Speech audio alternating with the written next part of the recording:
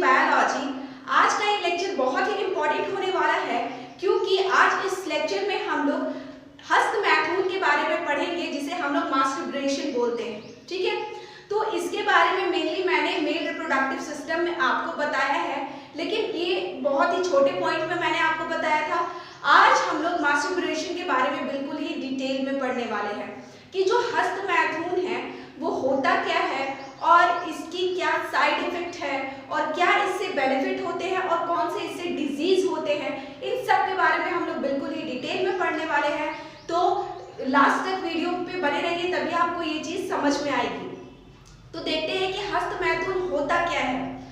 तो जो हस्तमैथुन होता है यानी कि जिसे हम लोग मास्टरबेशन बोलते हैं, वो होता क्या है, इसका उपयोग मेल और फीमेल दोनों ही करते हैं। और क्यों करते हैं, तो इसलिए करते हैं ताकि उनको जो तन का सुख होता है यानी कि जो शारीरिक सुख होता है वो उन्हें मिल पाए, इसलिए इस चीज का उन लोग उपयोग करते हैं।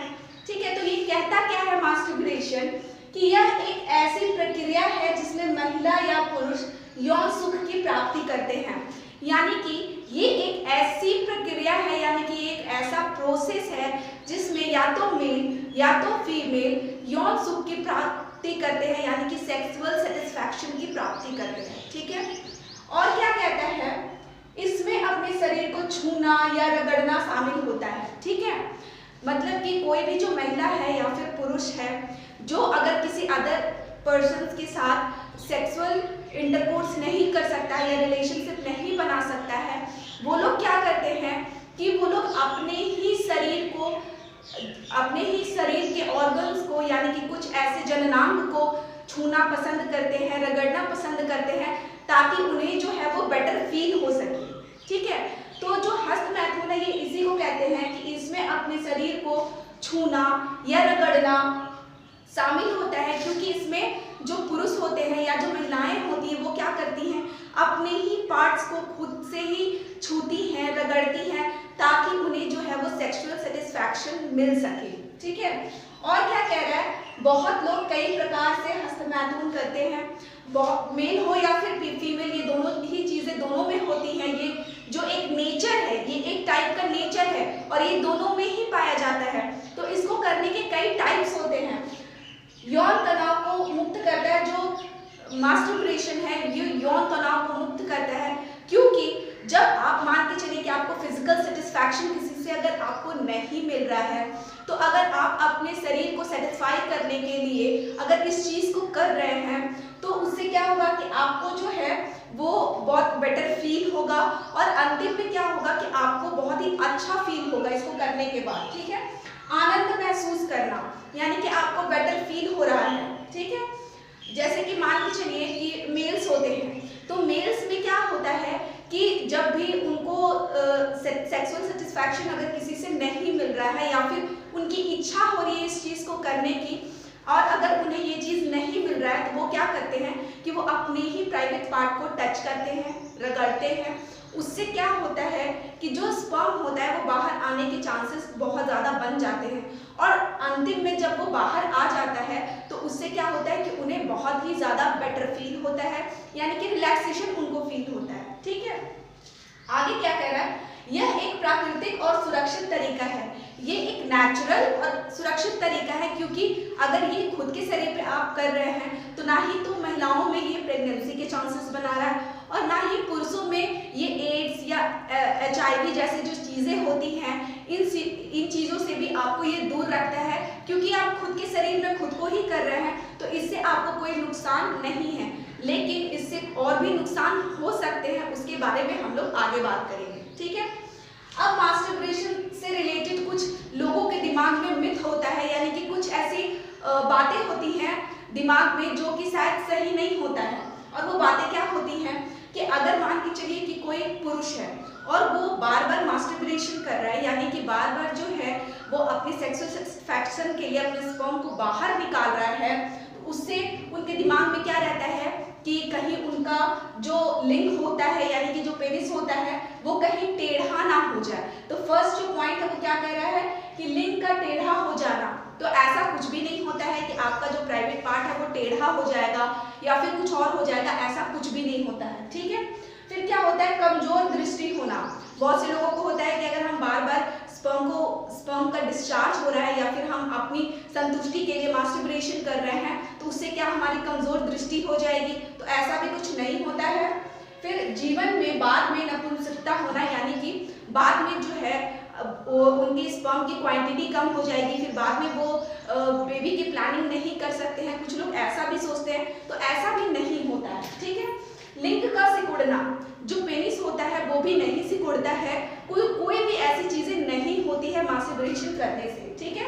आगे क्या कह रहा है, कम शुक्राणु का बनना, यानी कि जो स्पर्म होता है वो कम क्वांटिटी में बनने की जो चांसेस होती है वो भी ऐसा कुछ नहीं होता है कि कम क्वांटिटी में बने, बट क्या होता है कि अगर इस चीज को आप बार बार कर रहे हैं, यानी कि मान के चलिए कि अगर आप 15 दिन, 1 महीने में या फिर 10 दिन में अगर आप कर रहे हैं तो इसके जो साइड इफेक्ट्स है वो कोई बहुत ज़्यादा नहीं होंगे, इससे कोई भी आपको साइड इफेक्ट नहीं होंगे, कोई भी आपको प्रॉब्लम नहीं होगी।